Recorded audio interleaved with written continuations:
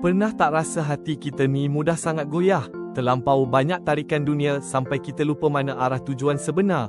Rasa keliru, hilang fokus, kita ni hidup dalam lautan cabaran dan suara-suara lain tu selalu sangat cuba tarik kita jauh dari kebenaran. Macam mana nak kekal kuat? Tapi Tuhan tak biar kita sendiri. Ada satu panduan yang sangat jelas dalam Ulangan 13:4.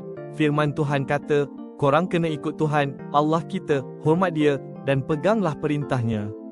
Ayat ni lah yang pegang kita. Ia macam kompas hidup, tunjuk jalan bila kita hilang arah.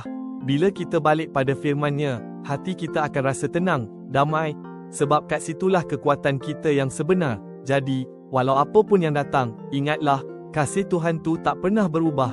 Biar firman-Nya jadi panduan, cahaya kita.